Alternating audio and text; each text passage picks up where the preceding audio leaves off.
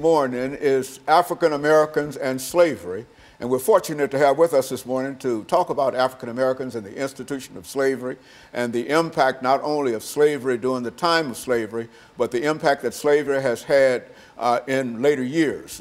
With us is our guest for today, Miss Alana McLaughlin. And of course, Alana, let me welcome you to the show this morning. And I don't think I have to introduce you to our guest this morning because this is your 5th year with us. Many of our audience will recall that you started with us at the age of 8, and you've been with us since then. And we're just delighted to have you here with us this morning to talk about what we consider to be a very, very important topic, and to talk about a topic that I'm sure that you have a lot of information about because we've discussed it quite recently. Let's talk about, first of all, your background, your education, and some of the things that were important in terms of leading you to us this morning, and then we'll talk about African Americans and slavery. Well, like Dr. Haney already said, my name is Alana McLaughlin. I am only 13. Well, I turned 14 this year, but something that really led me to the show was the natural spark that I think that I was born with, that I inherited from you.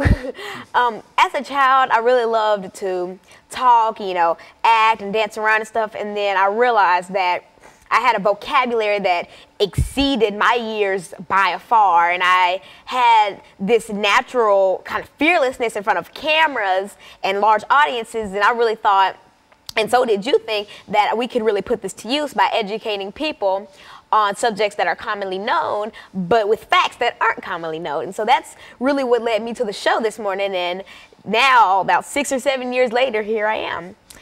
Go on. And so I'm only in the 8th grade right now, and I go to John Early Museum Magnet Middle. I'm heavily involved in my church and organizations such as the Junior National Young Leaders Conference and WKU's Gifted Program Center, and they have programs such as, the summer camp for verbally and mathematically precocious youth and the summer camp for academically talented students. And I've attended both, and they're very nice. I recommend them to anybody. And so I am also heavily involved in my school. I am a cheerleader, I am in the debate club, the band, and I'm also a part of the Metro Honor Band. I play trumpet. And so I'm just heavily involved in anything I can really get into that can help me better myself and help me grow and mature.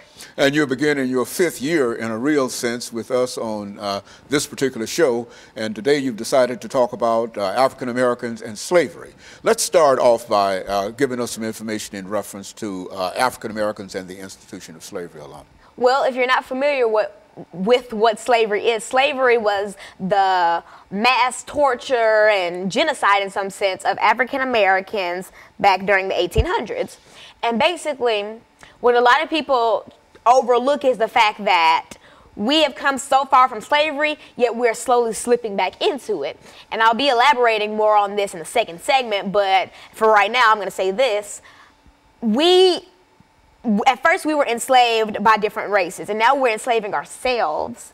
And it's crazy, but when you really think about it, the actions we do and things like that are really pulling us back into history, because since people don't know it, we're bound to repeat it. Mm-hmm. Okay, and so in a sense, Alana, you want to talk today about the institution of slavery that was introduced into this country, I think we've indicated, in 1619 and was ended in 1865, almost 300 years of that institution. And I think that you would like to talk about some aspects of that institution during this second segment, and to get our audience not only involved in understanding the institution, but also what African Americans especially, not only African Americans, but African Americans especially were concerned about it. And that's where we talk about the ending of the institution of slavery in 1865 with the end of the Abolitionist movement. And so you want to talk about African Americans and the Abolitionist movement, and what we'll do, we'll have you to start. What about the Abolitionist movement? Why don't you, we've got a minute before our first commercial break, why don't you say something about those individuals who wanted to end slavery? Well, for every terrible thing that happens in history, there are always those few brave souls who fight against it or choose to tell their story. Like for the Holocaust, there was Anne Frank. For slavery, which I'm going to be talking about, there were people such as, Harriet Beecher Stowe and, David Walker. And for the Civil Rights Movement, there's Coretta Scott King, Dr. King, Malcolm X. And so that's mainly what I'm going to be talking about in the second segment and people like those brave souls.